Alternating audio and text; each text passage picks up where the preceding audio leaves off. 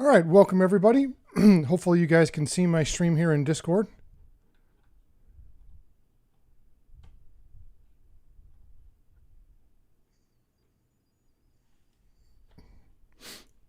Can you guys see me here in Discord?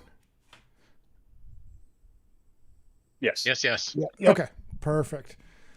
Welcome tonight, everyone. We're going to be doing some target correlation training. And with target correlation, I think in my mind, what a lot of people want is an explosion. And so we're going to give it to you right away. To paint this into context, we've already done a lot of steps here beforehand to correlate, but let's go ahead and listen to the comms afterwards, because there's some very beautiful words that you can hear when you do all of the work. There's no audio in the very beginning. Bad day, Dragon. Looks like good effects. Dragon 1-1, good hits. All right, so that's me working with a JTAC. We did some correlation and got onto that target, and we got to have a nice explosion, which is what everyone wants, right? So in this video, we're going to actually see a little bit of correlation work and happen here. For the Dragon Bulldog section, so that is going to be your target set 1. If you follow that road that bus is facing, make sure you stake that, follow that road to the south, you will see a supply vehicle, multiple packs, dismounts, and what appears to be chemical weapons on the ground. I'm tallying that. We're contact. So in that video, he gave us a reference point that we'd started with, and we used one jet came up, A-Rod did, and said tally, which means he visually sees the target. And I called capture, which means I'm seeing it through a sensor. We'll get to that more in a minute. Here is another talk on our last example before we actually get into the training part. Okay, from that T intersection, can you tell me which way the bottom of the T pushes towards and which way that supply truck is facing? The supply truck is in line with the bottom of the T facing the downward section. So the truck is facing east? Affirm, it's facing mostly east, yes. Okay, so that is the target. -2, are you following along with the supply vehicle? -2 is ready. Copy. So from that supply vehicle, travel north along the unimproved road surface, and that will bring you to the southern edge of Al-Hara. There is a checkpoint there with 1 bus, 2 vehicles, and multiple packs. Call contact on that checkpoint. 2, contact. All right. So what did you guys think of some of those comms?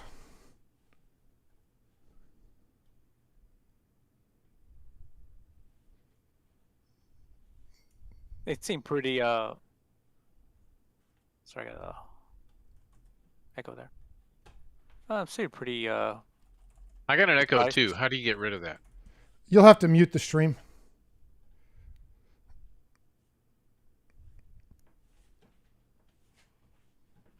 Yeah, I'm not sure why it does that.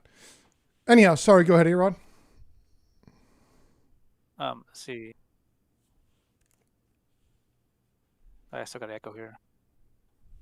I think you can hear yourself in the stream. Yeah, okay. So they seem pretty brief and precise. He tells you, what the intersection was. Once you establish it, you look at the right area. Confirm the area by looking at what vehicle orientation. Unimproved road. Depends how you can see it, the T-pod.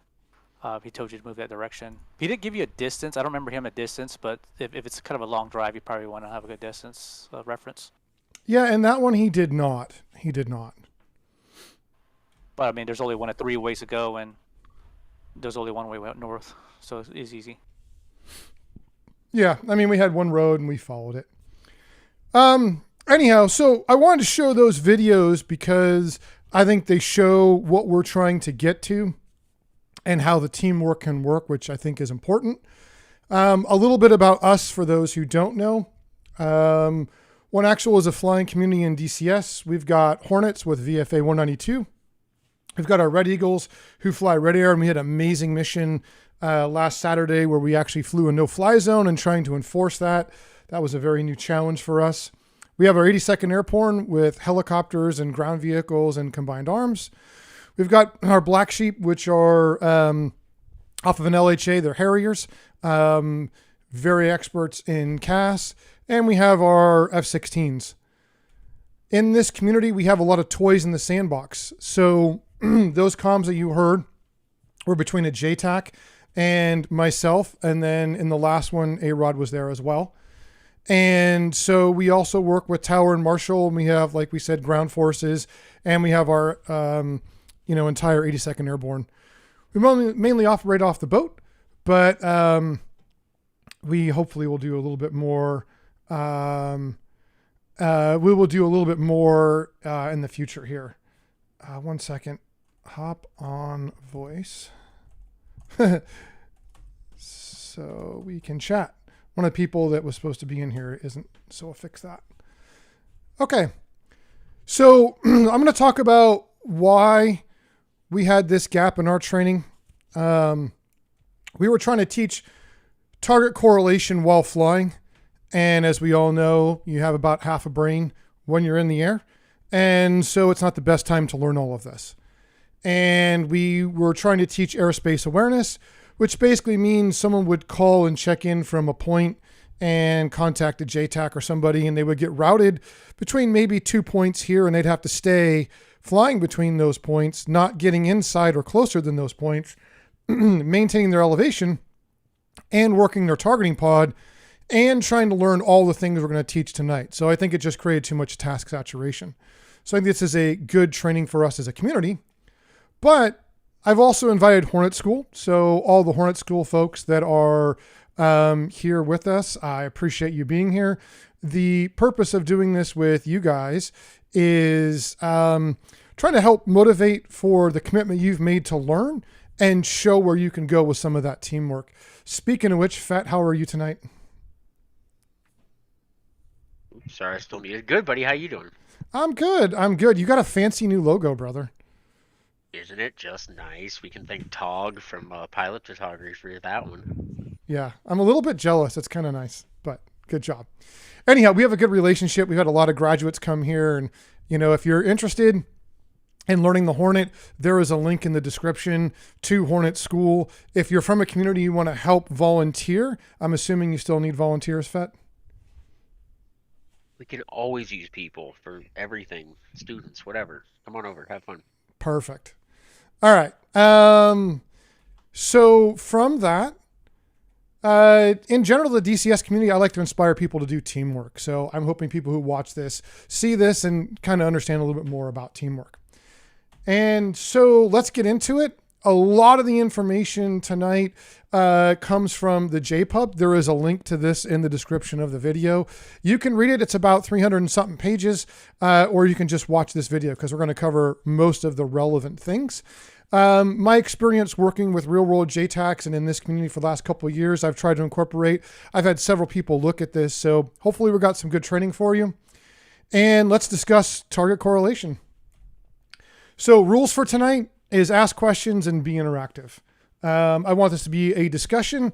I don't mind being kicked off of what I'm talking about. So I have this briefing to keep me back up to speed, and I want us to be able to ask questions and learn. I prefer doing that kind of training as opposed to just me talking. All right, so teamwork, 2 is 1 and 1 is none. Teamwork occurs when you're working with someone else who's got a different perspective, some different information, or a way to have some kind of teamwork.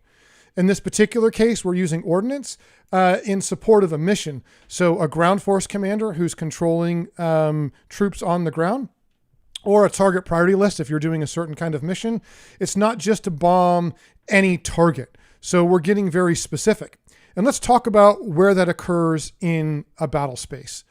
So whether you're taking off from a boat or an airbase, you can consider this area about the same, somewhere in the rear that's safe. Up here, we have our forward line of troops, and we have all of our friendlies here. And on the other side, we certainly have some kind of enemy force. If we're working with a JTAC down here, we're going to be very, very careful about correlation because we don't want to destroy any friendlies or any civilian assets that are off, that we shouldn't hit. If you're out in a strike mission, you probably have a prearranged target, so correlation may or may not be as big of a factor. If you get into something called SCAR, where you have a target priority list, and the ground force commander who's down here by the forward line of troops is concerned about, say, artillery, because it can reach out and touch you, your target priority list when you're flying over here, far away from troops and in a permissive kill box, is to get the ordinance onto the most concerning assets to help shape the battle. So if you're blowing up a 6-wheeled TARP truck and you ignore the artillery, you're not using that artillery in the right way. So when we correlate, we want to make sure we're using the proper targets. Obviously, way out in the deep area, we have a cap for air-to-air. Any questions on what the battle space looks like? It's just a rough walkthrough here. No? Okay. So this is not just for JTACs. All players can correlate. So correlation is just simply us getting together and talking about what we can see. And speaking of perspective, we'll start out from the higher altitude and we'll talk about what it looks like from a jet. So A-Rod used the word tally, which means he could visually see with his eyes. And from up here, at this distance and altitude, it's a little hard to see. I can see I got some smoke columns down here. I certainly have some symbology for where my friendlies are looking, but it'd be kind of hard to see a target. So obviously we end up using a targeting pod. Targeting pod has a few levels of zoom. So from left is the most zoomed out, to the right is a little more zoomed in. And in the next pictures, you're going to see even more zoom all the way to our max zoom level. So it gives us a really good view, but it's also still a soda straw, so we have to look around. We also have a different perspective. So we are flying around, typically in a circle or offset to a side, and we're going to see multiple angles of that battle space. Jet to helicopter. You guys are going to be, as I understand it, and Grumpy, please jump in here, about enough distance away to not have threats, but you still want to be able to see and use your effective weapons. I believe you said you were 6 kilometers in these pictures. Is that right, Grumpy? 6 kilometers, about 1,000 feet AGL. Okay. So you can see that he's got some distance. He's got a good optic, and he's seeing this same space that we saw before up here, but he's seeing it from a different angle, right? Now, here's another shot from a slightly different angle. Looks like you might have a little more altitude in this shot. Nope, different helicopter. 600, about 600 Ks, 1,000 feet. The first one was from the Kiowa, the second one's from the Apache. Okay, perfect. So again, It's a different angle. Right. If you're correlating, we're going to see things a little different. So trying to understand how that could affect us. Now, a JTAC is probably going to be in the best elevated position they can get. But here we are looking at the same target. They're going to see in color. And as you can see, they can't see the target the same. They got these buildings in the way. So if we have our JTAC up here on the hill on the left, and we look at our targets over here on the right where they are, the line of sight directly is blocked by that vehicle. Again, as we can see from the targeting pod and their line of sight, I can certainly see things a little differently. So all I'm trying to say is our perspective is relative to our position, and we might want to think about that as it relates to correlation. Any questions on this?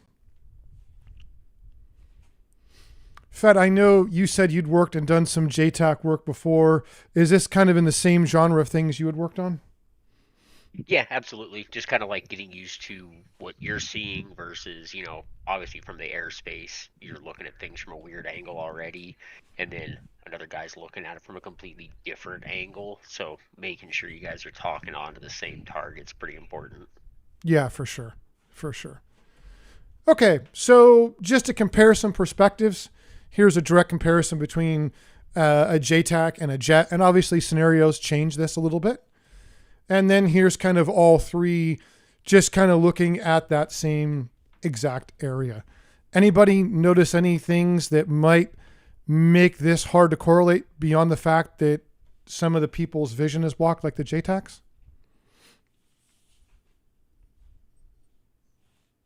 Also, I'll say one thing. Okay. Nope.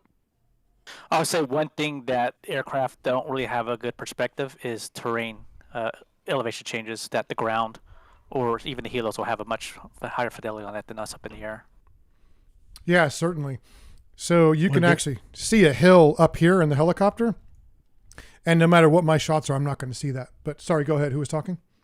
No, that was me. So three different perspectives, and the one on the left with the JTAC on the ground, I would say that's best case right there. Yeah.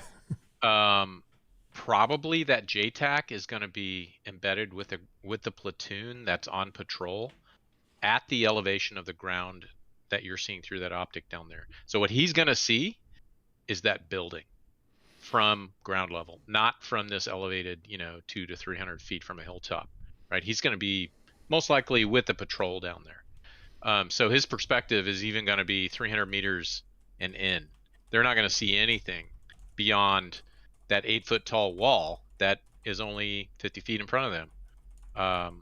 And then you go to the next picture. You mentioned like you can kind of see the elevation in the 64 capture here, but I will tell you that looking through a narrow what do you call it, the field of view, if you're zoomed in, especially any kind of optic, even from low angle, anything that has depth of field, you will not see changes in elevation. So a hill that is 1,000 meters in front of you versus a mountain that's 20 kilometers away, they look the same. So it is very difficult to determine elevation changes and what's in front and what's in back based on what your two eyeballs see, because you have stereoscopic vision. When you're looking through a sensor, you're seeing through one quote unquote eyeball, and there is no depth of field. So something that is close versus something that's far has the same focus, which your brain isn't used to seeing.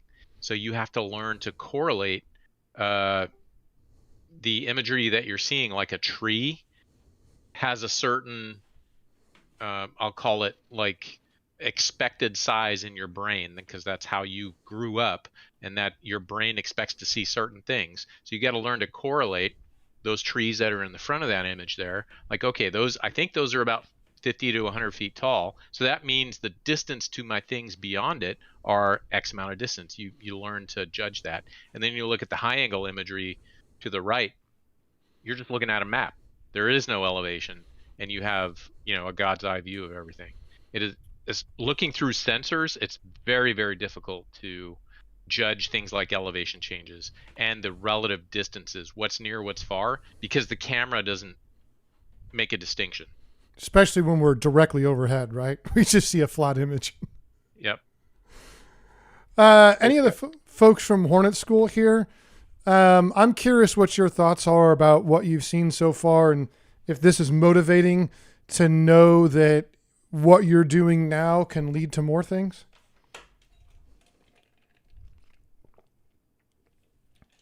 You want a student's perspective, or you want a mentor's perspective? Both.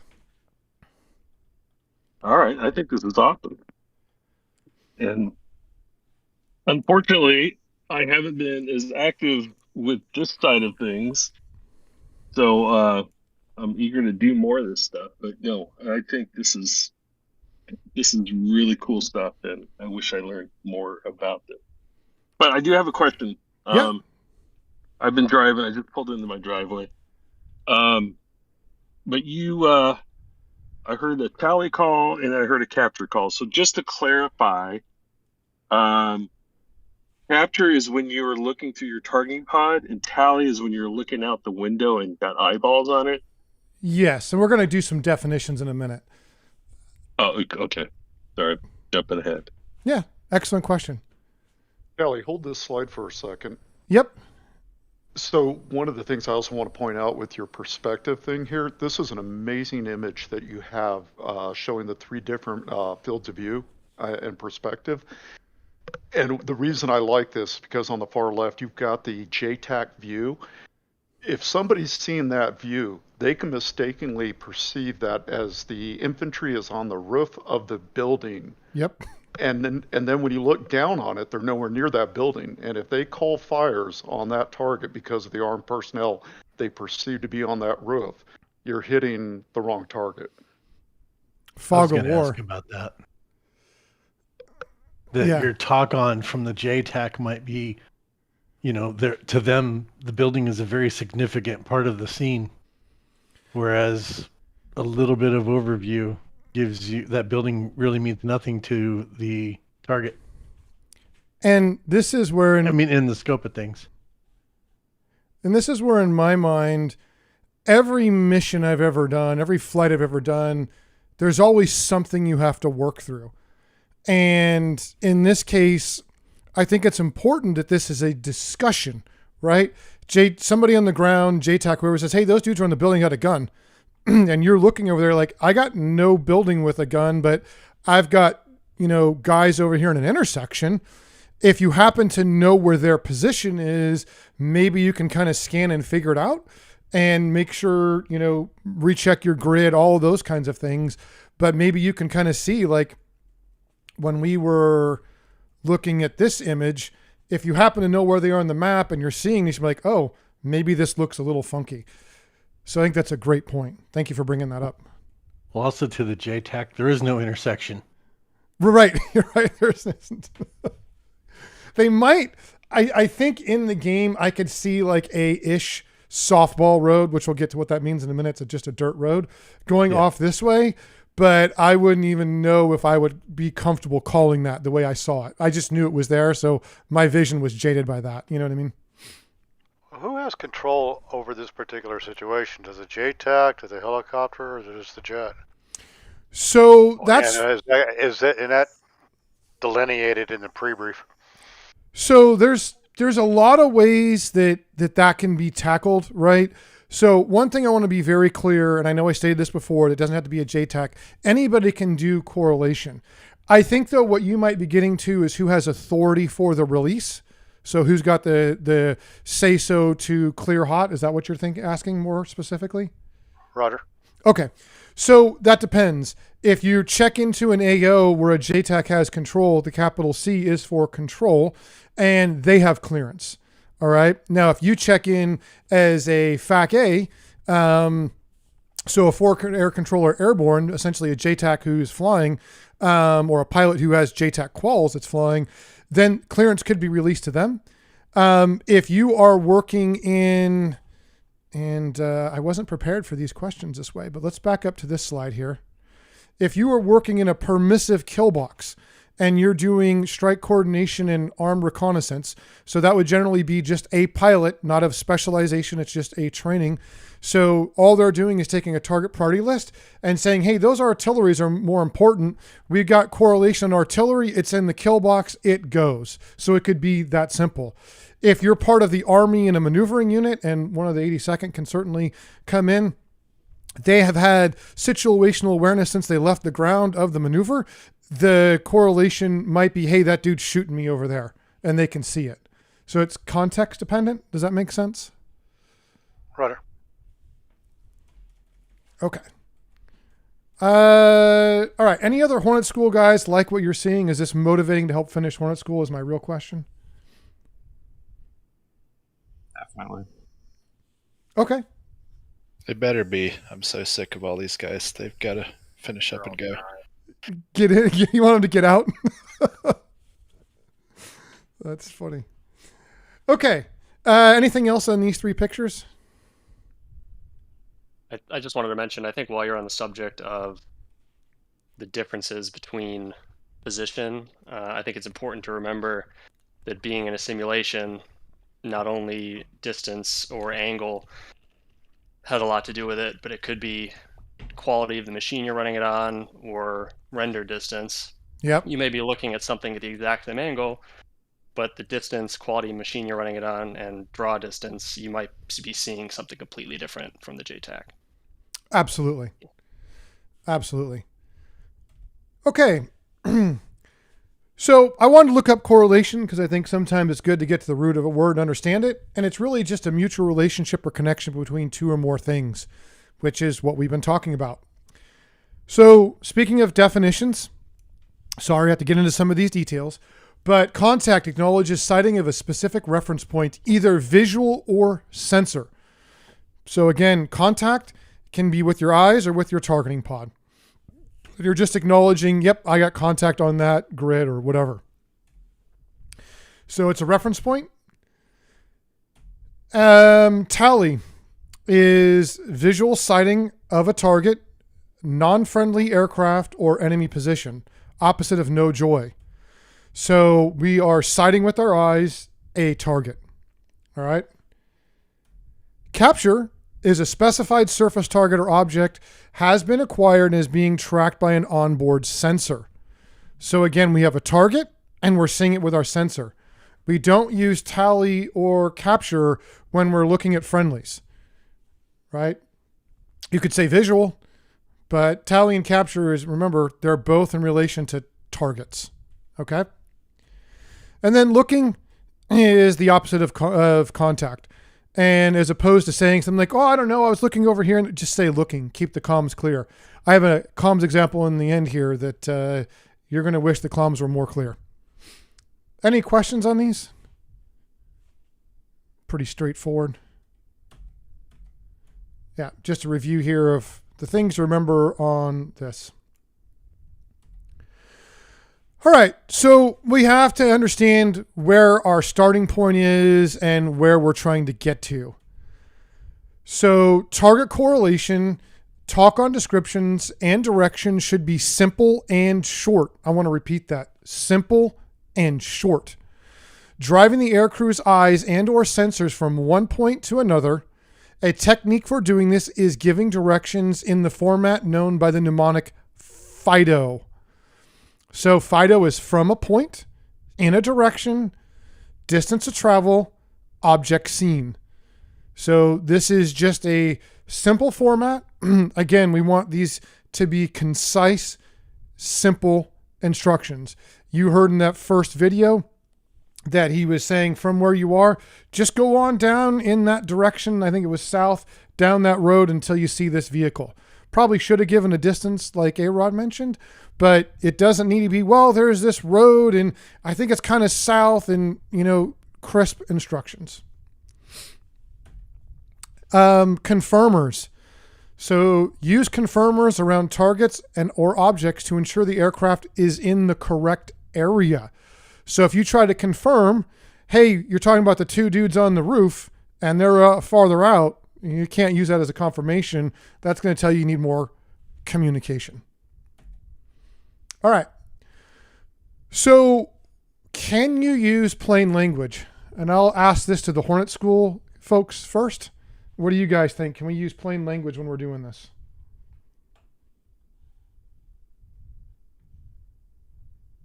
Don't be shy. Don't be shy. Absolutely. Everybody understands it. So the answer is yes. All right. If you don't know some specialized word, it's better that you say the thing than you say nothing. So brevity does make it faster, but definitely use your words. All right. In any case, we want to be slow because slow is smooth and smooth is fast. So you want to be deliberate and you want to make sure that you're not talking too fast. If the situation is to the point where you're feeling hyped up, you got to make yourself slow down because all you're going to do is hype up other people and you'll likely make a mistake. And one of the ways we do this is we don't do push to think. Any of the Hornet School guys, I'm going to pick on you guys, sorry, want to guess at what push to think means? It means when you click the mic and then you just sit there and don't say anything. Yeah. Or what you say is garbage, right? So try to, in all of the chaos, slow is smooth, right? Take a second, Which way is that intersection going? What am I trying to get him to? How can I say this? And if you just take 5 or 10 seconds, even if it's chaos, but you get out a good message versus trying to redo your message, you're going to save time. So really the push to talk is to talk because you've already thought. So it's not a push to think. And if somebody's fast or they're scrambled or something is confusing, like you see the dudes on the building from the ground, but the guy's telling you they're not on the building, ask them to slow down or say again, or start to have a conversation. Hey man, I'm seeing these dudes in an intersection farther off than that building, maybe 25 yards. Is it possible they look like they're on the roof? Now, we have the forethought of thinking about that now. You might not have that when you're actually doing this, but if you did, that might be a really good thing. Any questions on these? All right. So we're going to talk about features, and we're really going to get into roads, buildings, and terrain, but let's focus on roads. So a hardball road is just brevity for saying it's paved. Softball is for dirt. Again, if you don't know, just say, hey, it looks like a dirt road. You may not be able to tell from your position. Name roads. We'll get into that, where you can actually name that road. Intersections, T-intersections, 4 intersections, all great things to reference. Any distinguishing features, vegetation, power lines, bridges, tunnels, anything that you can use to help you understand what you're looking at is key. And there's a never-ending list of possibilities. So going back to our intersection, typically you're going to get past a grid. So military grid reference system. We're not going to go into that here, but it's just like a lat long, but it's just a system for the military. And if they gave you this grid, then you would be pointed within 100 meters of this intersection with a 6-digit grid. So now that we have our common T intersection, we're going to start using some terminology here. So we could call that the top of the T. And that now gives us a reference point for what we're looking at to distinguish against another part. And the way we could correlate the top of the T is we could ask, what direction is the top of the T oriented? And anyone want to guess which way that's oriented? North. So when we say the top of the T, to be clear, we're talking about left to right here. East-west. East to west. Okay, yeah. So you could say, I have contact on the T, the top of the T, or the T intersection, the top of the T is oriented east to west. Okay. Do you see any other T intersections in here that are oriented east to west with the top of the T? There are not. The bottom of the T could be for this one, but already we're beginning to distinguish between the ones we can see in this picture.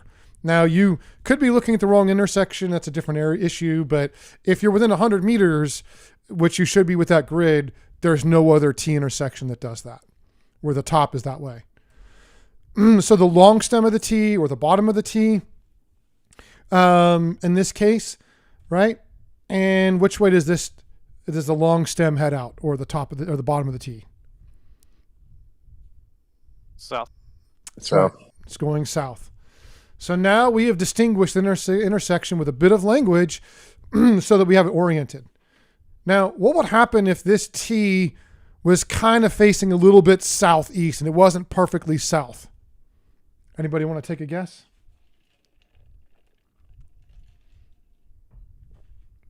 You could call it southeast, but if it's just slightly southeast, you may just want to establish that as south. Doesn't have to be 100% perfect, but, you know, within reason. Okay, so now we have a hardball road. We can see here pretty well that this is a paved road. At least it looks like that to me. If you're not sure, say you're not sure. One thing we can do is we can name that road. So now we have a hardball road, and we're going to name this Route Green. And so we have another reference point for the bottom of the T, the long stem of the T. We could say on Route Green. Same thing for the top of the T. If you wanted to name that hardball road, you could name it Route Red. Sometimes this is established in a briefing before the mission. and you would have a map with a reference point, and they might say, hey, I need you to reference the intersection between route red and route green, which would be where this T intersection is. But when you're out here, this could have a purpose. It could be a little bit extraneous to the moment. It kind of depends on the context and how long you're there. Any questions on that? Nope. Okay. Units of measure. So it talked about before having the possibility of a unit of measure. So in this case, we have a unit of measure that we're going to establish based on what I would say is pretty easy to understand. So if I said from the top of the T going south till you get to the first building on the east side, you would literally be going south from the T, and this is the east side and the first building. So we have now established a unit of measure. And that unit of measure can be used for whatever purpose. Any questions on the unit of measure? I'm gonna play a little bit of devil's advocate here. Go for it. What was the original reference to establish the top of the T? I may have missed it. It was a grid, 6-digit grid. Okay, that gets the sensor in there. Okay. Within 100 meters. Within 100 meters, because from 15, 20,000 feet, what I'm seeing is 3 top of the T's, which is the pilot's perspective right now, right? We're in the overhead. You're talking about this top of this T and this top of this T? The two with the 2 south running roads that terminate in T's on the east-west running MSR. You're right. I wasn't thinking about those when we did. You're correct. Yeah. So they're probably more than 100 meters, but yes. Yeah. Just again doing this terrain association and the correlation of what you grew up learning, like how big are those buildings? Those are probably 50-meter compounds. I don't know. It's very difficult to say. If you've been flying in the area, you kind of know about how big each one of those compounds are. So let's call it 50 meters, 150 feet. So you mean from like here to here, or like here to here? Just the buildings themselves. Like those are buildings. I don't see a lot of walled compounds around these, but typically there's a walled compound here, I think. Yeah. But let's just pick a number. Let's say it's 100 meters, 300 feet. So now you can start to build a reference, right? So if and then the second point is, where are we doing this guidance from? Like, who is calling? So you're building or the way this picture is being described is from the same viewpoint as who you're describing it to. So your unit of measure that you're calling out from the top of the T to the first building that you see is from your 20,000 foot perspective. It's from this map. Yes. But imagine yourself on the ground down that road another 50 meters, and you are the infantry platoon that's holed up behind a wall taking fire from the top of the T, and you're the JTAC embedded with them. What does he see? He sees nothing but up and down that lane, and he sees a couple of buildings maybe 25 meters on either side. He doesn't know, again, perspective. There's no unit of measure from his perspective, unless he has a map. The unit of measure, this is a method that air-to-air use. It's not usually associated with the ground, because the ground doesn't have the same perspective as this, unless they're using range finding. So this using the measure to move your sensor across the ground from this perspective is done for air players. Okay, so we're building a word picture to pass targets between 2 aircraft. Yes. In this case, I'm just trying to establish some common language about the top of the T, naming routes, whatever, and I'm throwing this in as an additional thing. But yes, I don't see how a JTAC would use that very easily unless they had some top-down view or enough elevation to see that. Yep. So I'll talk about that in my experience. Using units of measure when you're a JTAC is a lot of the times, for example, you might receive a target that an aircraft spotted, and you might plot that, and then you might pass it to another aircraft, or XYZ scenario. But nonetheless, you have a map that you plotted this target on that you got from somewhere. and you know it's maybe you see an airport nearby, and you want to use maybe establish the runway as a unit of measure, and then from the runway go 3 units of measure west, and then you'll see a tank there. So in that case, if we're looking, like Brenda said, top down 30,000 foot view, or in the JTAC's case, using a 1 to 50,000 scale map, that might be an example of when we would use it. Perfect. In some cases today too, whatever you're seeing can be sent down to the ground to a handheld device, right? They get the full picture. Yep, and without getting into specifics.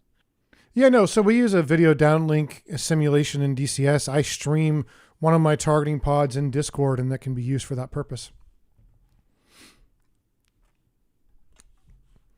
Anything else on this before we move on? Okay, good stuff. Okay, so this comes straight out of the JPUB that we mentioned before. A 2-to-1 ratio should be used when conducting talk-ons. Give 2 directive statements, then ask a confirming question of the aircrew, or vice versa. So again, 2 directive statements and a confirming question.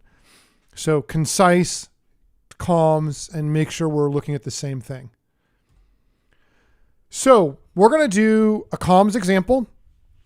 We're going to just look at the comms, and then we're going to overlay it on the map and look at how this becomes a talk-on. So Dragon 2-1 from Junkie 1-3, from the T intersection, look south to the first building on the east side of the road, which we saw. So this is 2 directive statements. Look south until you see the building on the east.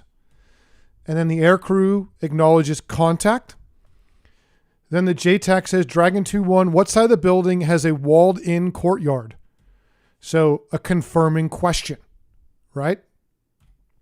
Then the aircrew, or the TAC aircraft, says there is a large walled courtyard on the south side and 2 smaller ones on the west side. So he's taking that correlation and adding a little bit more information. Dragon 2-1, from that building, look east across the open area for the first north-south compound wall or fence.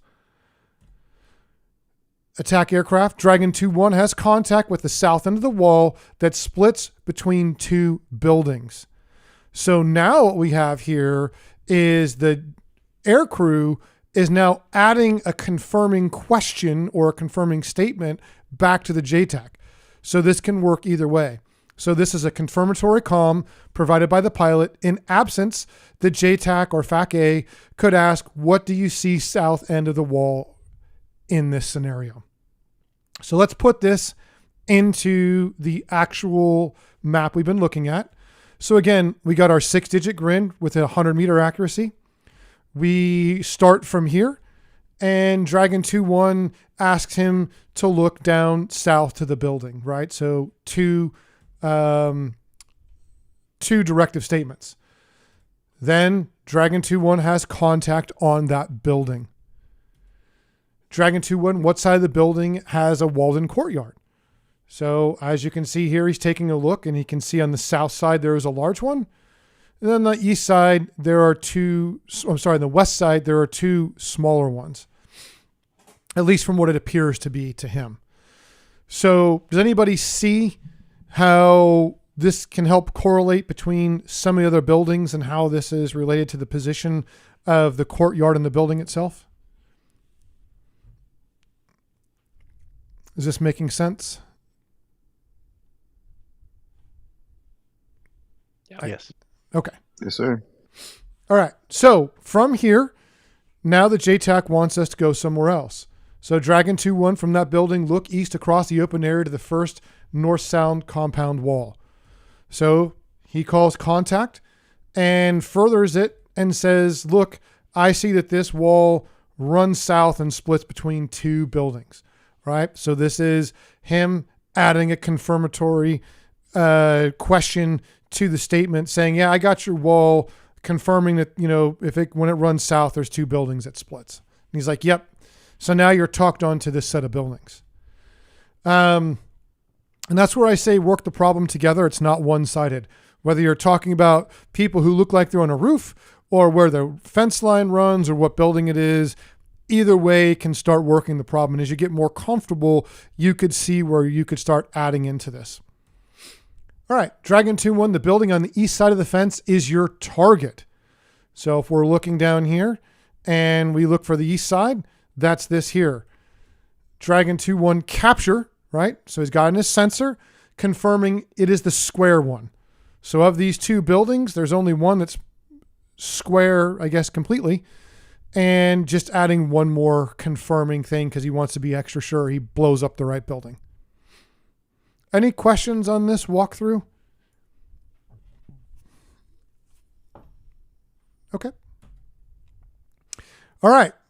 So from the T intersection to the BTR, who wants to talk me on?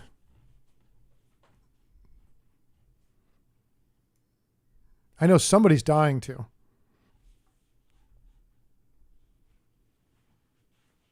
Somebody from Hornet School can volunteer, or I can volunteer someone from Hornet School. Everyone speak at once. Looking for my unmute Do button. it, Rudy. Do it. All right. So call signs. A fast mover, this is JTAC on the ground. From the T intersection, we previously identified move southeast 150 meters. You should see the center of a large open area to the southwest of the T intersection at the grid I gave you, approximately 400 meters by 400 meters square with no buildings.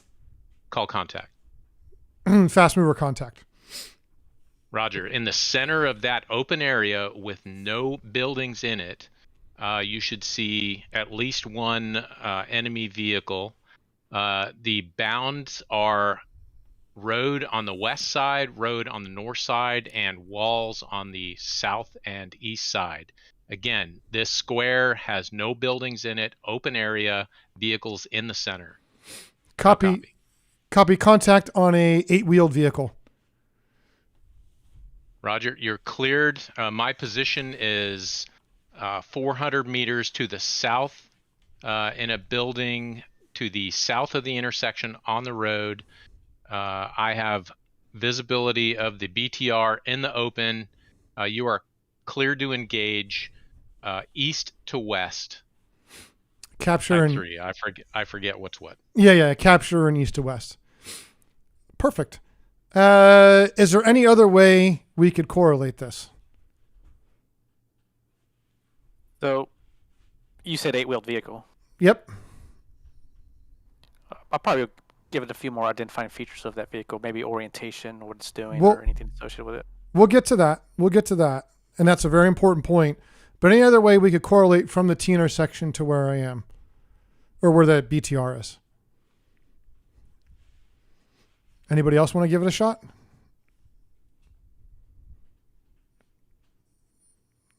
What are you trying to get to? Other spotting methods? Yeah, I was just other pointing methods, or just visual? Just visual. So in this case, all I was really trying to get at is we'd already established a unit of measure. Your distance that we talked about before established a unit of measure that you use there. If we had the unit of measure established, you could say it's about 1/2 unit of measure southeast of the T intersection in the open field, which you did an extra great job of making sure that there was nothing in that field. From the view we have, there's not really any other completely open fields. And then you articulated where the roads were versus the fence. So I thought that was really good. But I think you could also use the unit of measure that we kind of established. Again, that's more of an air-to-air thing, right? Sorry, what was that? No, agreed. Yeah. So anyhow, just talking about that. Any questions on this? Okay. So confirmers. A-Rod, you want to talk a little bit more about confirmers? I mean, just basically, whenever someone's moving your eyes, you got just confirm that your eyes are actually looking at what you're looking at, or what he's telling you to look at. So this is kind of a way to get you guys synced up together. If I'm telling me to go to that field to the southwest, you need a measure. Okay, I use that, but just like Brenda said, okay, I need to talk about to confirm that I'm actually looking in the correct field. If I was looking at the wrong field, I'd probably say something like, yeah, I see trees or I see another building. Then you're okay, well, that's not a good confirmer. We need to go back to where we were and then start again. Absolutely. And also the orientation of the vehicle, right? Which way is it facing? Well, it's facing north west in this case, or it's facing the T intersection. If you don't know which way it's facing because you can't tell front to rear, you could say it's oriented northwest to southeast. So anything you can to confirm that that's the right vehicle. All right, vehicle identification is a very lengthy topic. There are a lot of things you could do. I'm only going to come in to say, the number of wheels it has. Does it look armored? Is it a 6-wheeled soft skin vehicle with a tarp on the back, so a truck? Does it have a tank barrel of some kind or artillery? Does it have spinny radar things on top? Because that could be scary. There's a lot of ways you can dig into this, and there's some training. So I would, happily get into this a different time, but just know you can use some plain language and describe what you're seeing. Okay. Now we're going to switch into building descriptions. And again, per the JPUB, describing the target location as it relates to surrounding structures is essential. Plain language descriptions will greatly assist the CAS aircrew in locating the target. Describing buildings' color, type of roofing, window structures, etc., as it relates to the surrounding structures can greatly assist aircrew in locating the target. However, do not proceed with a talk-on without establishing a common reference point for both the JTAC, FAC-A, and aircrew. So if you were, doing this air-to-air, all these same rules apply. Again, this JPUB was written as part of the close air support document, so it's going to reference that.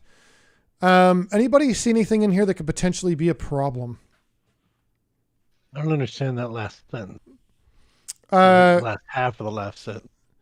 Establish a common reference point for both the JTAC and aircraft. Does that mean establishing where JTAC is on the ground as well? No. So like when we had the T intersection up here, right? And we gave the grid, that's our starting point. That's our point of understanding for both. Parties. We're going to start there, right? So that's our almost common like a bullseye. Yeah, it's our common reference point. Okay. Now, again, when we have the top of the T named and, red and the long stem is green, you could use those things as well on route green, but we need to start with a common reference point. Right. Sorry, a question? Yep. If you use at fur, we might not see the building colors, right? Absolutely. So building color certainly can work if you have the visual and if the infrastructure down there has variation in its coloring enough to make sense. So if there was one building down there with a red roof, my God, that'd be great if that was your target, or at least as a starting reference point. But in the targeting pod, you're not going to see color. Absolutely great input. I appreciate that. And that is the problem I was looking for. Okay, buildings. So just some things to consider. Again, there could be a longer list, number of stories, roof features, courtyard, the shape of the building, its orientation, if it's got antennas, vegetations, entrances and exits, windows and fences. Now, depending on the altitude of fixed wing, which is the perspective I think from, I may have a hard time seeing windows. I may have to get farther out to the side. Just depends on where I am in relation to that building. I'm assuming helicopters can see pretty well because of their altitude, and a JTAC all depends on what they've got. They could be on the ground and just completely blocked. So looking at our initial building here, anyone want to describe this building in a way that sets it off from the other buildings on the map we're looking at? Directly connected to the road. Okay. So you could say it's the courtyard. Yeah, the two west courtyards touch the the route green or the long stem of the T. Yeah. Yeah, that's a good characteristic. Anybody else? I want to say the dirt pile, but that may not be visual to So everybody. we had some questions about this when we were discussing it. I actually thought that this might look like a bush at first, and so I named this building Bush, but then looking later, probably is a dirt pile. So again, hey, do you see that bush? Hey, that's a dirt pile. Copy. We'll name this building Dirt or Bush or whatever. So yes, you could certainly use that. But from the perspective of the area, you could say it's a rectangular building oriented east to west with a protrusion on the south east side. You're talking about this little portion right here. Right, yeah, south. Yep. Nope, and that's absolutely great, right? Because that's the truth. That's what it is. And you can start with the building itself and then the extra features. There are no other buildings that I see around here with a courtyard on the south side. Maybe there's something over here. But, certainly I didn't see anything that also had courtyards on the west side. Anything else on this before we move on? That's a walled compound. Walls are oriented north, south, east, west, with the building structure on the north side, open area on the south, large trash pile, something on the north side. Debris. Up here. Yep. Absolutely. And another distinguishing feature, now I looked at this for a long time. I kind of called this the maze. I didn't see any other buildings that had a secondary structure that had 3 walled sections in an L shape like this, within 20 meters, 10 meters. So just looking at whatever distinguishing features you can find. And remember, JTAC view versus pilot view versus helicopter view, everyone might see something a little different. All right, let's do one more building. I like this building because in this map, it is the only T where the T intersection flows out to the north. I'm just double checking, I'm not lying. Oh, nope, there's another one down here. It's kind of far away. So, and that might be a softball road. I really can't tell. Could just be a different kind of pavement. But let's take a look at the building itself. Anybody want to try describing this building?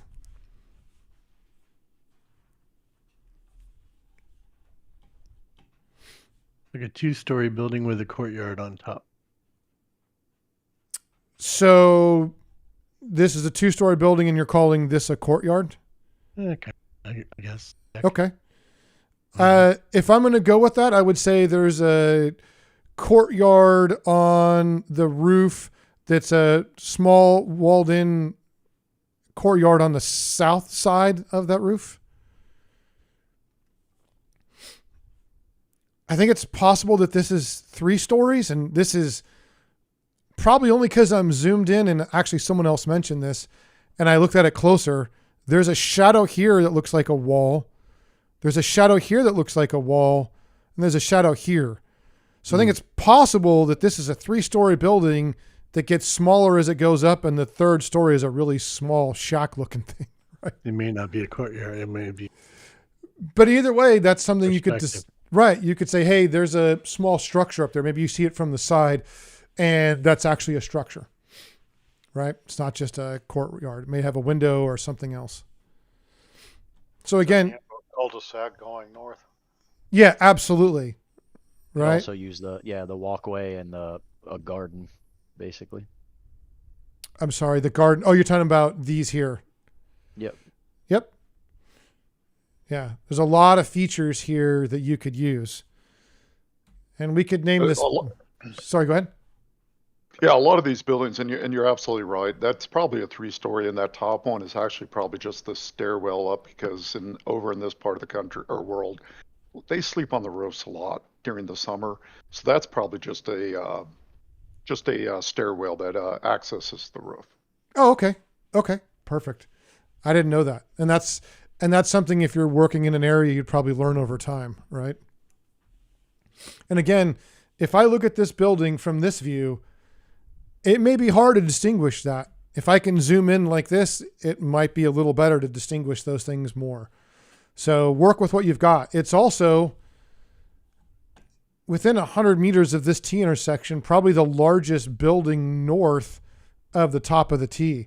So if you said, northwest of the T, I don't know, 1 unit of measure, roughly speaking, there's a large square building with another T intersection that the long stem runs up north.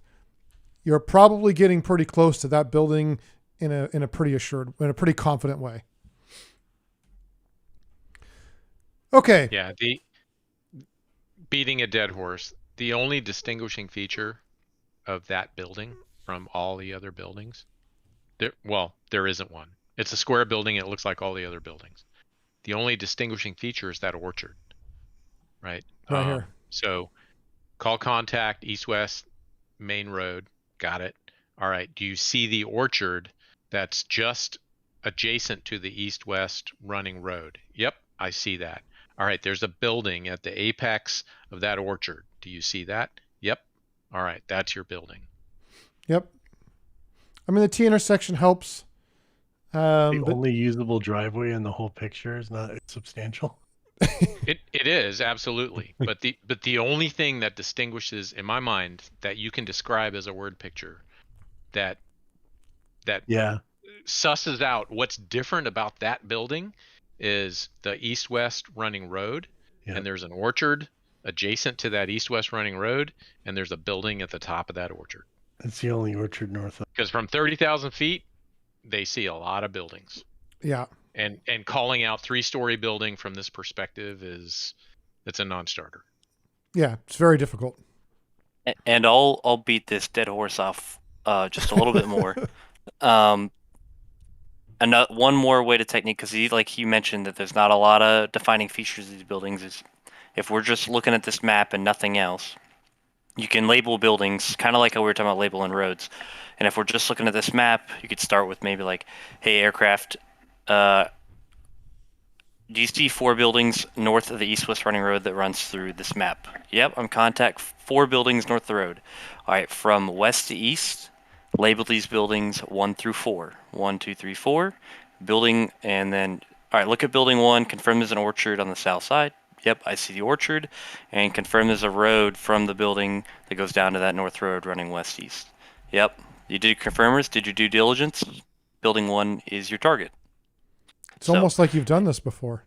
Yeah, and in this case, it's like we're kind of doing a process of elimination in that technique. But I like we've that. narrowed it down. Yep. That's anyways. Say that, sorry, go ahead.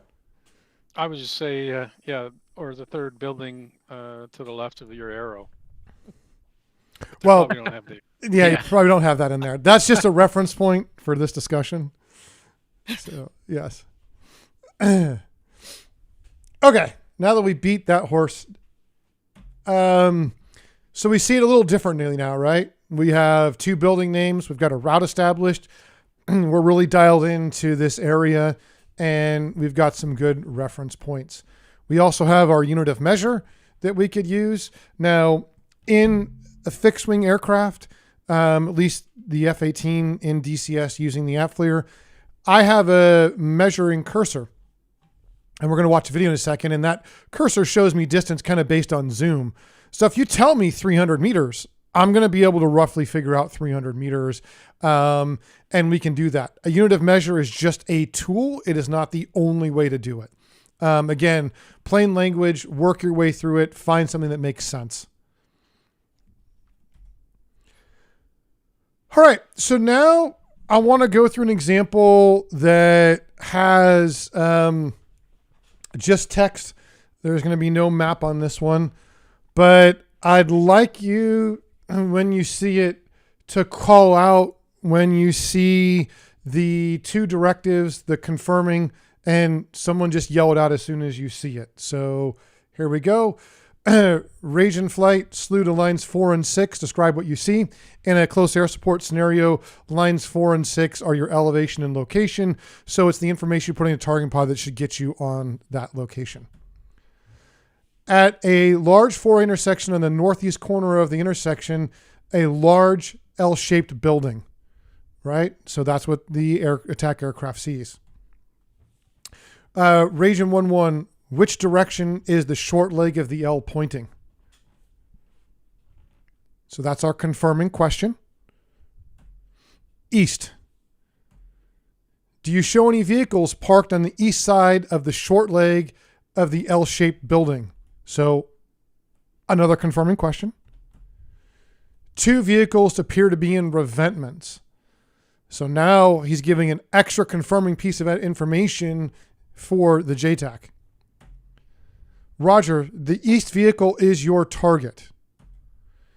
Ragin 1-1 capture, so he's got his target in his targeting pod. JTAC, Ragin 1-2, so his -2. The west vehicle is your target. And now Ragin 1-2 is captured as well. So in this instance, they had an L-shaped building. They had some vehicles. They had a revetment. Hopefully you can picture in your mind how these things start adding up to eliminating, all the things that aren't your target and making sure that you have the right target. And now I hope all of your ears are still working, because one of the challenges to working in any operational area is you may have your primary radio where you have your control authority. In this case, it's a JTAC, and they could be talking to other aircraft because they may be giving you an assignment. In this particular case, A-Rod and I had the assignment of looking at vehicles on I believe it was the south end of this town. And so we have to listen to primary comms for lots of reasons. They could be having an attack going on. They could announce artillery is launching. And so we can't just turn it off, but now we have to communicate at the same time. So I'll let this play and just know that there is a lot of communication going on here. So these things have to be done concisely for partially this exact reason. Hey, 211-605, Bravo Sierra 211-605. Is that one of the ones you had with a technical? Oh, negative. That looks like just packs and barricades. Yeah. 511 ready for system read back. Go. No, is there a technical there? 511 elevation from system 2950 location Bravo Sierra correction 370 Bravo Sierra 19er. Yeah, I'm looking at Bravo Sierra 212-605. I believe it is a northwest southeast corner of the town. And final attacking between 150 and 180 degrees. That's just a barricaded packs only, right? Oh my god. Hey, firm. Good readback. Nope, there's a technical there. Stand by, working laser geometry right now, or working with my laser. And laser is set and ready. Hog 1-1, you're approved to push. Call for laser on. Okay, yeah. Hog 1-1, it should be 1688 for the laser code. Copy, laser code 1688. Looks like he's got the gun pointed towards the west, towards the town. Bad day 3-1, laser set, ready, 1688. Yeah, if you go east on that same LOC, probably like 100 or 200 more yards, you'll see another group. Hog 1-1, strike buster set, leaving IP. You said go east? Copy. Yeah, if you go east on that road about 100 meters or so, you'll see another technical in packs.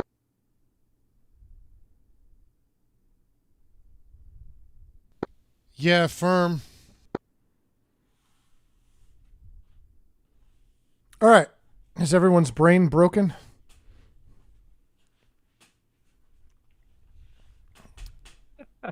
It was already. No? You're good to go? My unit of measure was way too... I should be using more. Because that thing was at least maybe 200-300 meters from that intersection, I think. Let me draw this back here. So I'm showing a 17 meter square here, right? So that's my unit of measure. There's like 1, 2, 3, 4. Oh, I jumped scale, so I really can't tell. Yeah, it's probably longer than you said. You went from 212 to 214. It's about 200 meters. Is it? Oh, I see. Yeah, 212 to 214. Yeah, absolutely. Yep. That's a good point. Yeah. But comms can get stressful. I know we have some of our new guys in here, and let's see, I don't think he's still in here. Well, Roughneck, how about you? Well, actually, Siege. I know you had a flight the night. You filled out your up-down report, and you said the comms were a little bit hard. What did you think of these comms?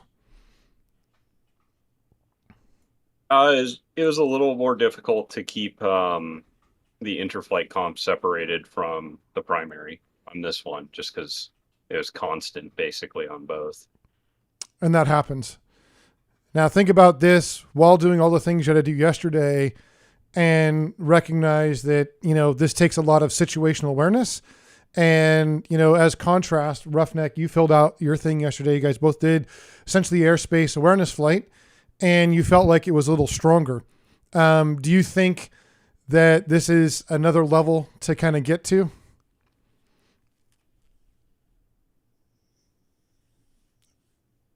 Is that for me? Yeah, for you.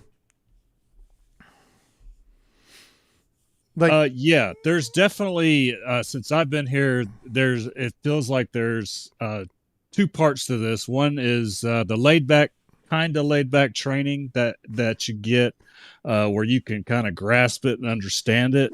And then there's the actual go out and do the shit where you forget everything you learn because it's just so much so fast. But it's slowly becoming easier the more I do it. So there is a light at the end of the tunnel. I can see it.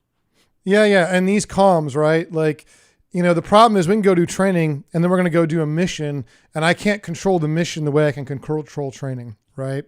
So that's why I wanted to show this, because for those who haven't seen it, comms in an AO can just get jammed up. All right. Can I say something real quick? Yeah, go for it. Move on. So this will help in any jet, in any scenario, just for help your brain be able to piece multiple comms and different radios. On SRS, there's ways that you can split. You can have like your right radio on your right ear and your left radio on your left ear. So when you hear something on your right side on VHF, you know that's likely going to be in your flight, and the left going to be likely on the outside of your flight, or whatever you're tuned to. Like the last time we did CAS, I had my VHF tuned to another jet that I was helping out. It's just one extra step that you can break things apart. Yeah, see, I can't do that. It screws with my head, so I have to suffer with not knowing which radio is which until I can hear who's talking. Gotcha. Also do with volumes as well. Yeah. I actually think in the jet, I had the primary radio turned down. The way I recorded this, though, with OBS, it didn't change the volume. So here they sound like, I think even the primary radio sounds louder. So yes, I do that. Anything on this before we move forward? All right. I figured that was a fun little example to go through. Hey, yeah, so we already did that. All right. So we're going to move on to terrain. Again, terrain, there is a lot of different features, and depending on your perspective, you may or may not be able to use these features depending on who you're talking to, how far away they are. So remember, keep that in your perspective. And make sure that you're trying to correlate something that you think they can see. So again, out of the JPUB, when conducting visual talk-ons, JTACs may use linear terrain features to orient aircraft or aircrew to cardinal directions. Even if those linear features do not line up exactly with cardinal directions, establish them as north, south, or east or west, and it may aid in your talk-on. So like I said, if the long stem of the T is slightly one direction off, you could still name it that way. It's better than saying, well, that's north-northwest, and it's just too much. It's extraneous. Just make it simple. So we're going to talk about some terrain features. Here you have on the bottom what it looks like in a map, and up top is what it might look like in the real world. So that's just a saddle, and could be a good reference point. Again, you're probably going from bigger to small, but maybe you got a sniper in the saddle or something, and you need to get specific to that point. So here we have a cliff. Again, on the left is how it would be articulated on a map, and the right would be what you might visually see. Hill, again, bottom is the map description. The top is what you might see. So when you're trying to correlate those, if you're looking at those two different things. Here we have a ridge line, and we have, kind of 3 peaks on that ridge line. Well, actually 4, if you count 1, 2, 3, 4, and they they go lower from the second peak to the left, but anyhow, we can see that. We have a draw. And again, the bottom is the map. The top is what you might see. And we have a spur. Again, bottom is the map. Top is what you might see in real life as an example. And of course, a valley, right? We work in a lot of valleys. We're going to be working with more of those on the Afghanistan map, I assume. A depression.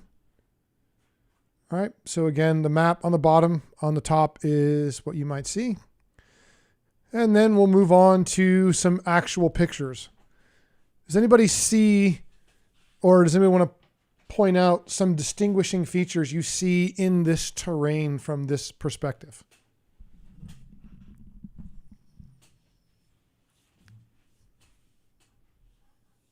Cultivated So field. reference the green zone. Yep. Reference the ridge line to the southeast. Okay. Yep. So those are your 30,000 foot orientation things, right? You see the green zone? Yeah. Do you see the ridge line to the south? Whatever. Running southwest to northeast? Yep.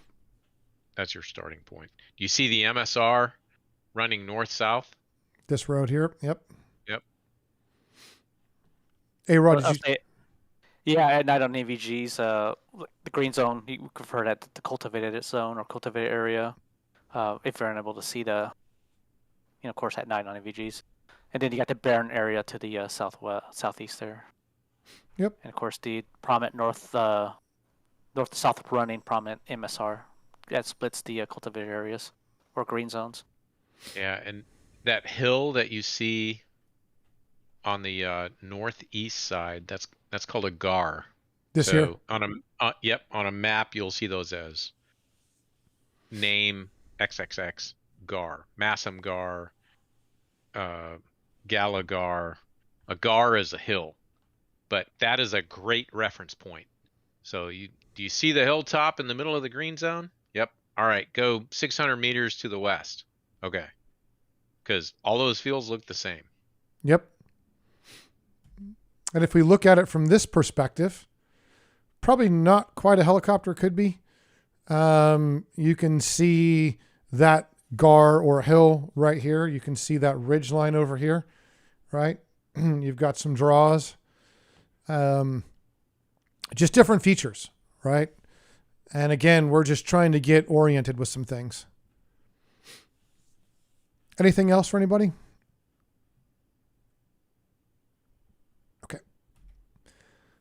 All right, so we have another top-down view. Using what you said, we have a green zone down here. It's a very prominent green zone. We have some other terrain features out here. We have various cities in here. We've got another mountain over here. We've got a road that runs northwest, kind of bisecting the green zone a little bit, right? We have some other buildings over here. Kind of industrial looking buildings off to the far west side. Anything else in here we want to consider as a good reference point? The draw on the north side. So draw on where the north side. Yep. So you see that green area, those fields that go in. Yeah. So that's a draw right there. Okay. And on either side, you'll see high ground. So you see the very prominent, that reddish sort of dirt. That's high ground to the right, and it'll be high ground to the left of it as well. And then you see another draw that doesn't have that irrigated portion. Yeah, right there. In the red. Is there a difference between a draw and a valley? Yeah, Yes. A draw is small, a valley is big. Generally, the big distinction is a valley is something you can drive up and down and turn a vehicle around in, and a draw is usually not that navigable. Okay, thanks. I've never heard that before. That's great. All right. Anything else before we move on? So looking at this, if you're at night on EVGs, you're going to see a lot of contrast. It will be much easier to see than individual, characteristics of what you're looking at for. So in case, if you think of yourself, look at this NVG, the green zone is a lot darker than the surrounding rocks and sand around it. So if you're able to use shapes and orientation of shapes, that could help as well. For instance, that draw that to the north there, that green zone. You say, hey, see where the green zone runs to the north. So that's kind of like that's the only thing that's running north from the center mass of that green. So you could use basic shapes as well, especially if you're looking over the rails at night on EPGs. Yeah, that's a great point. And the best thing you can use at night, especially if you're using goggles, is cultural lighting. So that area in the center, there's no lights because there's no buildings. So everything else around it is going to be lit up with cultural lighting. Yeah, and this mountain looks like it's got buildings around it that have lighting around it. So you have this dark spot. Oh, great stuff. And here's kind of looking down at a different view, right? Just to give some features of what this might look like. Obviously, in this big valley, there's a lot of different reference points. From a fixed wing standpoint, if I got to get low, I got to think about my egress around these mountains, but that's a different part of this. Where is this, by the way? This is Afghanistan. Uh-huh. Closer? What do you mean closer? Like, tell me where you took this picture from. I didn't. One of our JTACs did and gave it to me. I can ask him. Oh. He said this is a valley that someone who was there would recognize. That's what he told me. Yeah, that's my point. Yeah, me too. I'm trying to correlate what. Yeah, I didn't ask him. I just said, hey, I need some help getting some good places with some terrain features. He's like, oh, I know a perfect one. So he gave me this. Figured people would recognize it. I'll find out. Okay, so even if you have a wide open area, if you're looking for a target, there's really only a couple buildings in this picture. And this is absolutely in the middle of nowhere. But if we zoom in, anybody see some things we can help correlate? Maybe between this courtyard build with a small building, or is that a building? I can't really tell. I think it's a courtyard. These buildings and these buildings, like how we could talk about the features we have around here. There's a 6. I'm sorry, what was that? There's a 6. There's a 6? Oh. To the right of the buildings. There's a 6. Oh, you mean Left. this here? Nope. To the right. Oh, there's a 6. I don't know what that is. I don't know if that's actually on the ground. I don't know. It stuck out to me. Yeah. It's fair. Totally fair. If you saw a 6 on the ground, that would be a very distinguishing mark. Absolutely. That might be from the Google image I used. But I thought it was unique that you had... Sorry, go ahead. Orchard. Right. That's the first thing. Do you see the orchard? Yep. Absolutely. Which way are the trees lined in the orchard, right? You've got that. You got these two kind of squared looking boxes of trees. Not really sure what that's about. And you've got these clusters of buildings. So you've got some, in absence of big giant things, you can use the smaller terrain features around to help you. So you could say from the orchard, the first building that is southwest or on the south side and west on the orchard. a larger compound. What's building wise though? What stands out to you the most? Like man-made structures. These First thing right that here. pops into your right. Yep, Why? that looking thing. They're a cluster. White roofs. Yep, absolutely. You got a white roof here. Yep. Rectangular oriented. Yep. The one that's off to the west side up there, that's actually a livestock corral, probably with a shed for it. Ah, okay. Okay. That makes sense. Again, understanding the area you're in, right? Anything else on this? Yeah, that could be like 20 miles west of Phoenix, Arizona. It's not. It is not. Anything else on here before we move on? All right. So I always like a little bit of feedback. My favorite terrain feature in DCS is the boat. That's why I have this picture here. The presentation is done from that standpoint. First off, are there any questions about what we have gone through tonight? Can I ask a question to the group? Absolutely, brother. So earlier, someone made a reference about how to define the 200 meters from the two technicals in the example you showed, and they referenced 212 to 214 was what showed up. Yep. Is there anybody here that doesn't understand how they equated that to 200 meters? If you don't, just say you don't. I don't. It's a good learning point. Okay. Yeah, Mumbo here, I don't. I would So say what he's most showing people probably here don't. is it's 212 on the original point, and look at the grid up there he's pointing to. That's 212. So that's his, correct me if I'm wrong, Brad, it's easting. Yep. So his easting is showing 212. Now, this is a 6-digit grid, so it's only going to get you within 100 meters. Now, when he scrolls or pans to the right and moves over to the other technical, you'll see that that third digit changes to 214. And so that means that he's traveled 200 meters on his field of view, or where his point of view is. And if he did it almost perfectly to the east, because the northing, those second set of third digits, 605, didn't change at all. So that was almost a perfect east translation. Right. And so if he goes north-south, the third set of digits, well, the 6th digit would increase or decrease depending upon if he's going north or south. Does all that make sense? So it's not 214,605. It's 214 east-west, 605 north-south. 214,605 with put a slash in between the center of the digits. Always do Because that. I took it as 2,000. Because that was the actual change in the number, but so if you're ever looking at grid coordinates, whether it's 5-digit, 6-digit, or 5-digit, 10-digit, 8-digit, or 6-digit, always draw a slash right down the center of those grouping of numbers. So Hornet School guys, if you are not following this, you will learn about this on lesson 2, just to be clear. And that's how far the lasers move, not how far the aircraft has moved, just the laser pointer. Just make sure that we made that point. Well, too. It's not a laser pointer. This is the targeting pod. The targeting pod pointer. Yeah, the targeting pod, rather. Yes. No, that's a great point to bring up.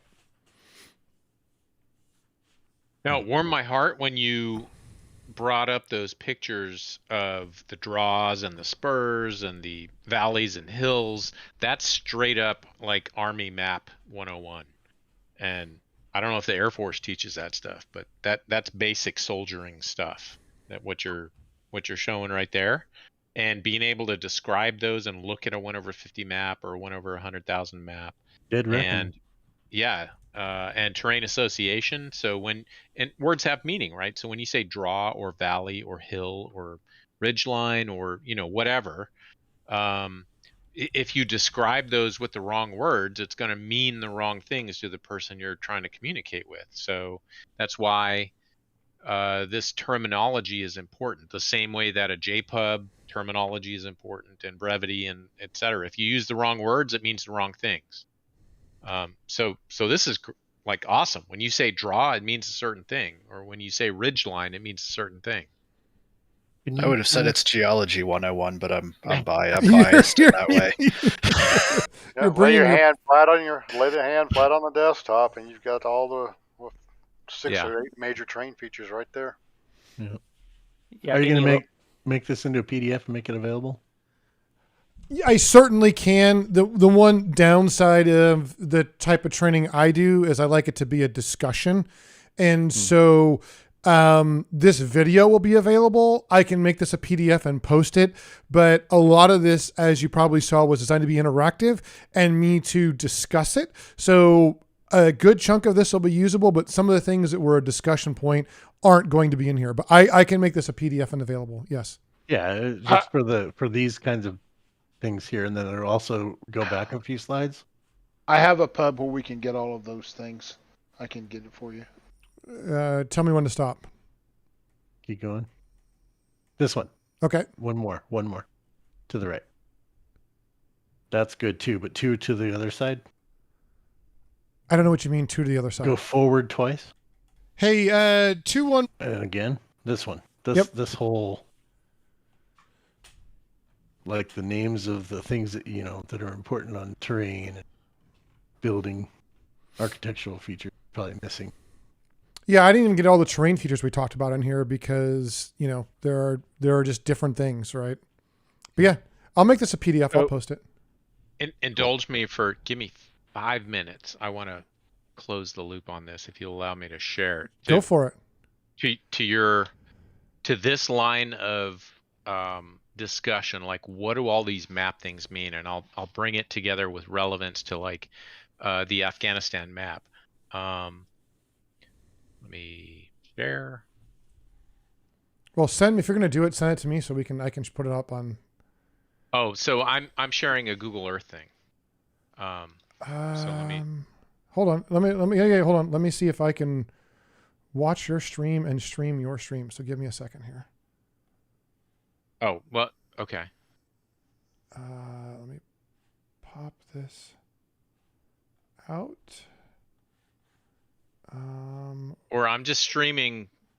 I don't know if it's easier for people to just. Well, no, they can watch your stream, but I just mean for the people watching. So give me a second here. Nope, I have to close this. Yeah, he's not just doing it here, Baronis. He's doing it over YouTube podcasting. Oh, shit. Okay. Yeah, that's why I came in the live stream channel, so sorry if that wasn't clear. No, then I got to watch my language. Okay. No, you're fine. You're fine. And I can see what you're looking at. Oh, shit, I've got to watch my language. All right. So when we get there, like this is where talk-ons become really difficult. Like, so this is a fighter pilot's view or a B-1B's view, right, of the northeast portion of Afghanistan. So when I think of fast movers, like this is what I think they see right here. Right. Maybe it's a little better. My helicopter perspective is much closer to this. But let's say that if you're checking in as an A-10 or a Harrier or an F-18 or whatever, this is probably how you're coming into this portion of the Afghanistan map. And this is how you will start to check in with your ground force, your supported ground force, right? So you're going to get the situation read to you via 9-line or via a situation update or whatever. So as a real world example, so here we have Camp Wright. This is Asadabad. And there were several fights in this area right here. No name, but there were some infantry OPs on this ridgeline right here and on this high ground right here. And there were several patrols. So Marawara, and they would run patrols up into this valley right here. So let's say you're checking in as a CAS package and you check into the area. This is your perspective. You are seeing Afghanistan from 20,000 feet. You're seeing the Hindu Kush Mountains, Pakistan to the right, the greater part of Afghanistan north to the east. And there is a supported ground patrol that's operating on some route up in this valley right here. And there's a firefight that's happening because they took fire from RPGs up on this high ground right here. And so let me just neck this down, right? So you're checking in. And this ground patrol, so this is a little, I don't even remember if this is a road. Yeah, that's a tributary. That's actually a waterway right there. You can see Asadabad here, Marawara is another town, but you may have a cop up here. There's several. What's a cop? Here's combat operating post. Okay. So here you have, OP Nevada is like combat outpost Nevada. And then if you neck this out, what a typical Air Force guy would see was, this is the Kunar Valley. And if Lamb of Allah was here, this is where he lived for his tour. So the famous Korengal of what's that movie? Restrepo. So this is the Wadapur, and then one of the offshoots is the Korengal Valley that's right up in here, right? And so this is what you're seeing as a UAV operator. So the perspective of the infantryman that lives in this tiny little, here's Korengal Outpost, otherwise here's Restrepo right here. This is where they lived, right there. And this is what they saw every day, taking fire from up in this, and I can't, yeah, there we go. So they took, there was Taliban up in here, and they were getting shelled and mortared and stuff like that, OP Dallas. So this is where the infantry squad platoon lives. This is what you're supporting. There's a little outpost right here, and their entire view of the world is this 5 square kilometers. So now I'm going to zoom out and now put it in your perspective as a fixed wing dude. This is what you're seeing. And I don't even know what altitude I'm at here. There's an altitude tool, but I'm not seeing it. But this is probably what you are trying to correlate, right? So this dude right here trying to say, I'm taking fire from the oh shit, what is this? From the south. What does that mean to you? Like Yeah. So do you see that draw to my south? Well, there's this draw, there's this draw, this draw, this draw, this draw, this draw. You get my point. Yep. But taking it back to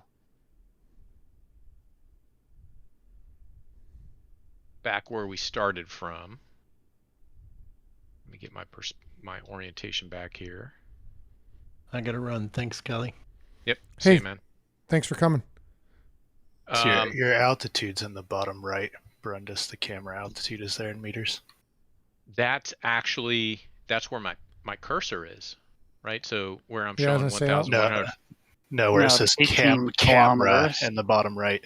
Oh, 18 kilometers. Holy shit. So you're up there. Yeah, you're a good bit. You're an SR-71. I'm up in space. Okay. So it looks more like all right, awesome. There's 7 Ks. So I don't know that's about probably like 4K. Yeah. So call it that right there. 4,200 meters times 3, so 12,000 feet, 15,000 feet. So this is what you're seeing. Probably a little higher if there's man pads, but yeah. Yep. Oh shit! Don't talk to me about man pads. I don't want to trigger you, bro. No, I flew at 500 feet for 3 years.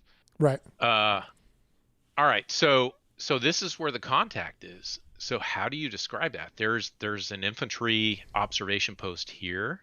There's an infantry observation post here, and there's a patrol that SP'd out of Asadabad. Went up the road through the town and made their way through this town, and they're doing a presence patrol, whatever, looking for IEDs.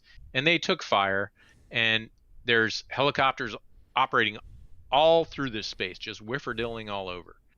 And now you got A-10s. Whifferdilling? I love it.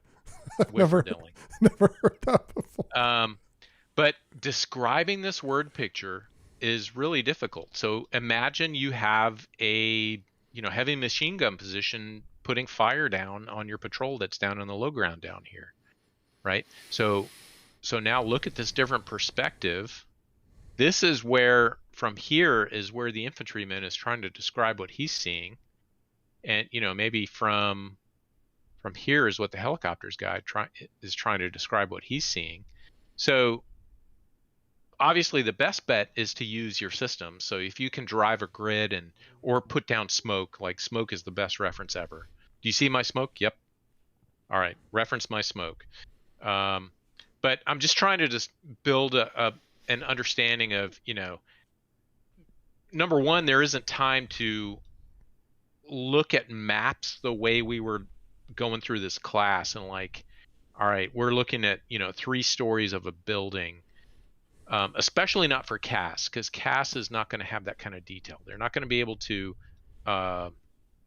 especially if they don't have the imagery that was part of the pre-mission process, that's part of a mission package that was given to them and that was pre-briefed umpteen times, and you've gone through rehearsals so they really understand what they're looking at. If you're checking on in a true 9-line, you are seeing this, right? And from there, the JTAC has to build this picture. Like, what are you seeing? You got the Kunar River, you've got ridge lines. Start with major features. This ridge line, you have the tributary between, I'm looking to the, north is, I'm looking to the east, and you've got a tributary going to the east, and I've got 2 major ridge lines. And I'm taking fire from the southern ridge line oriented down into the low ground, and I'm, do you see the tracers? Like, it is not an easy prospect. And when you are trying to talk about, like, I want to put fires on this walled little animal pen or whatever it is, look at all these animal pens. And then neck it out to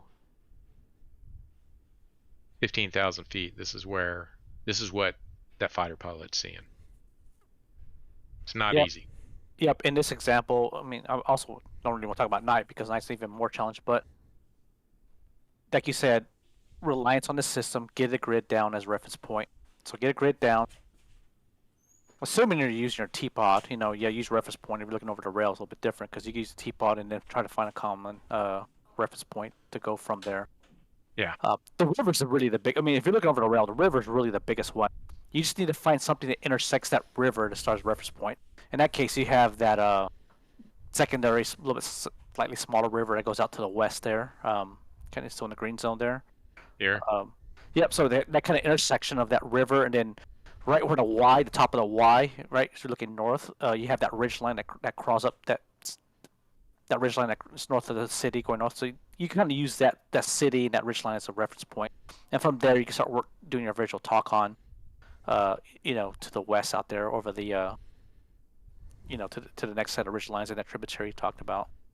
Yeah. Correlation is hard. It's really hard, and from firsthand experience, trying to talk my front seater or the guy that's literally 10 inches away from me, rubbing Velcro on from my left arm to his right arm in the same cockpit, looking at the sensors, trying to talk on what he's seeing in his sensor to correlating that to me, what I want to see in my Mark 1 eyeball. It takes forever, and it's a really developed skill, learning how to communicate with the guy that's right next to you, and then how to communicate what you're seeing to somebody that's outside of your flight, and is in a totally different service. For instance, like we saw tonight, how we look at things differently as a fixed wing guy versus the rotary wing guy versus an infantryman or somebody that's on a vehicle.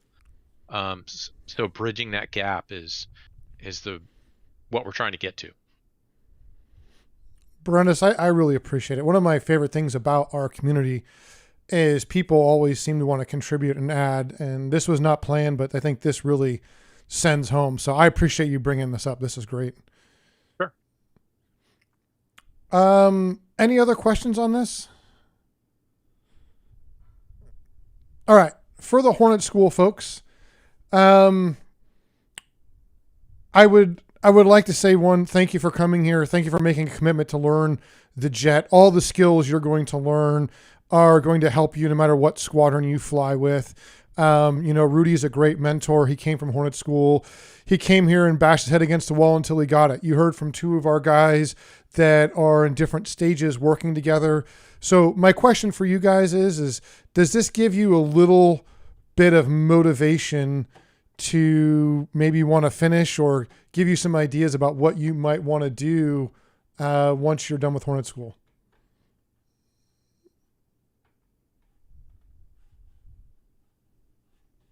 For me, it just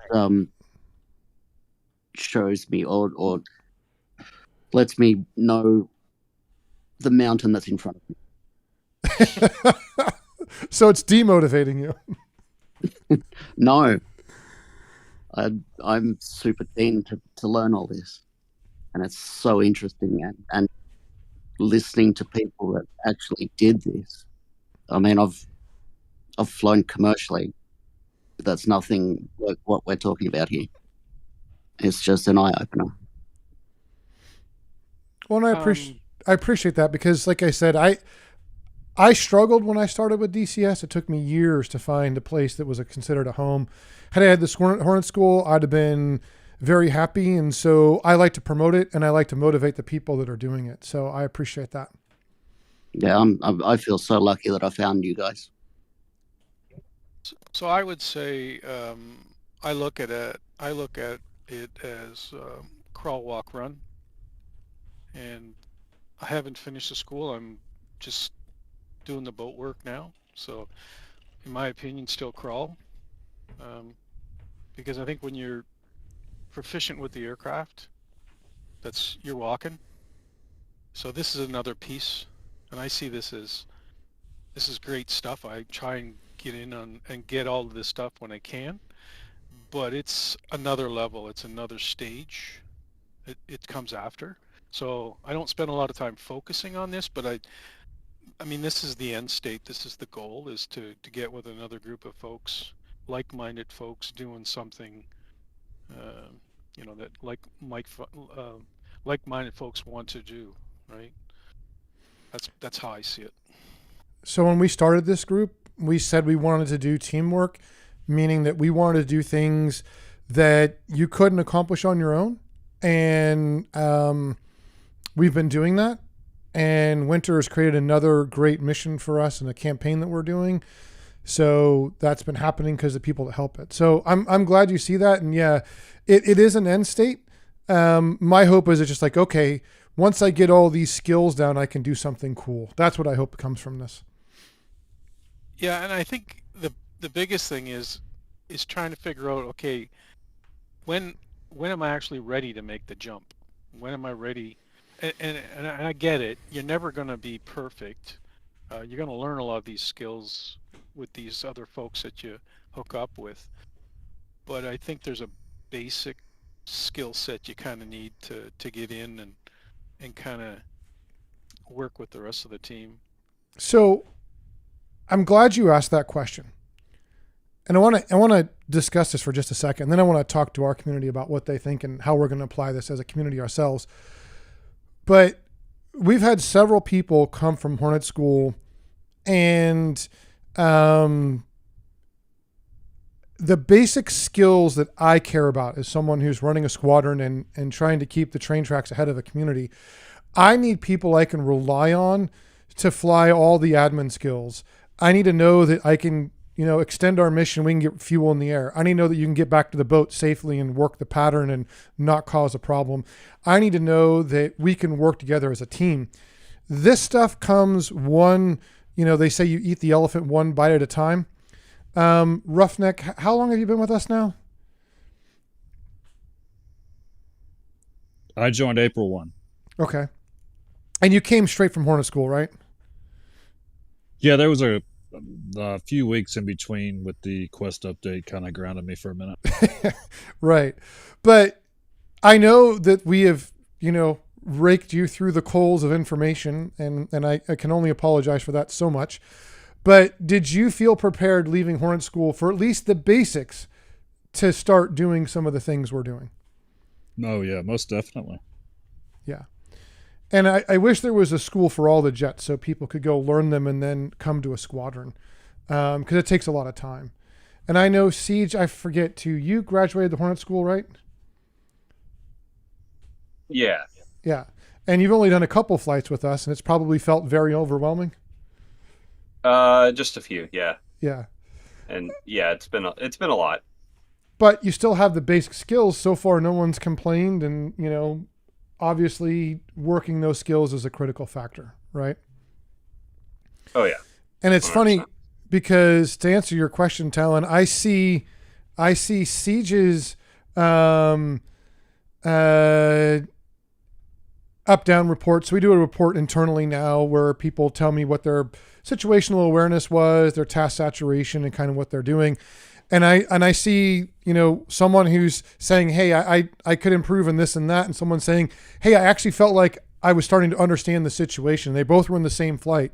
So if you have a good squadron and they walk you through the steps, just like Hornet School's walking you through the steps, you're going to get there, and one day it's going to just start making sense. So when you're ready, I can say, at least from the Hornet School's perspective, if you dug in and you did the Hornet School and you graduate, every graduate we've had has been able to start off and do stuff with us.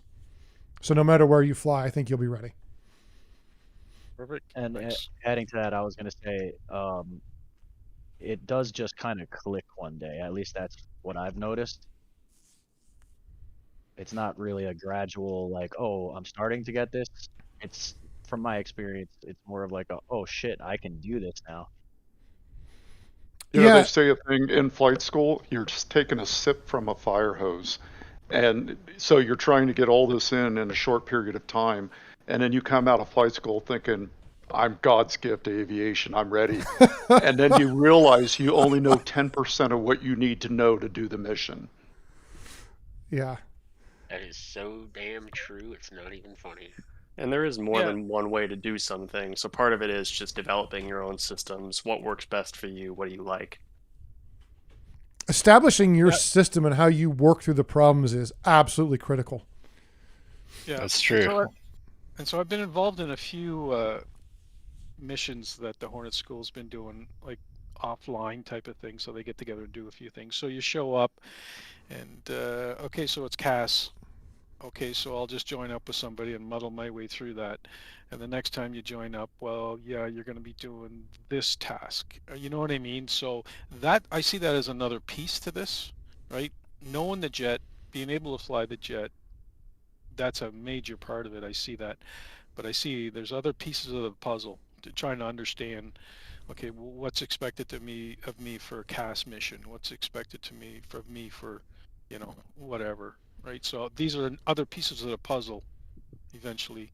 So I guess you're going to get a lot of that when you hook up with a squadron or some other outfit. Yeah, I mean, I can't speak for every squadron, but I can say a good squadron should support you. And one of the reasons we did this training, and I'll use Roughneck, I probably overestimated where he was ready for. I think I mistook enthusiasm for competence because he was having fun and like, oh, he must be doing good, because people that aren't doing good don't always have fun. And we threw him into something, and the actual mission was a bit harder than what he trained for. And one of our JTACs speaks very quickly and is very in control of the situation, and probably not the easiest to work with the complicated comms like you guys saw and everything going on, plus some new terms. So it is a sip from a fire hose. It is one kind of thing at a time, but you have to keep going. And it's funny because I was asking Roughneck, I said, hey, I saw your up-down report, things looking smooth. He says, yeah, I just need to do it 1,000 more times. And I thought that was the right attitude. I don't know if it's actually 1,000, but you just keep doing it because you build situational awareness, you build understanding, and, I think that the Hornet School is a great foundation. So you're setting yourself up for the future. Yeah, and one last question. I don't want to suck up all the oxygen in the room, but one last question. So, and I know squadrons a lot of squadrons are different. Some are more serious. Some of them are by the book, everything strict. Other ones are a little bit laissez-faire. You know, they want to get things done, but they're not as strict. So is it better to go off and learn some of the protocols and some of the, you know, how to manage some of this battle space stuff, and then move into a more serious squadron? I mean, I think that's a complicated question to answer in a lot of ways. I think number one, the squadron you're with, I mean, this is a hobby, right? And though here we try to do things at a very high level and provide a lot of realism, the people you're going to be around make a difference. So make sure the people you like being with, because you're going to be around them a lot. And I promise you, you're going to have disagreements. Rudy, have we ever disagreed on anything? No. You're so full of shit.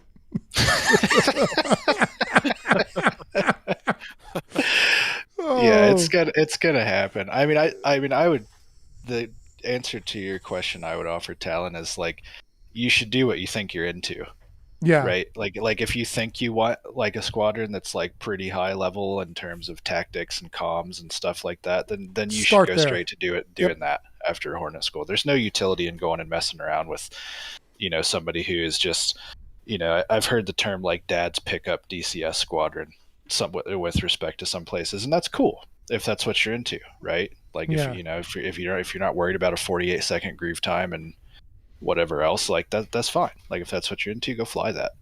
But if you're looking for something more precise, just go straight to that. And if you're looking for something super chill, just go straight to that.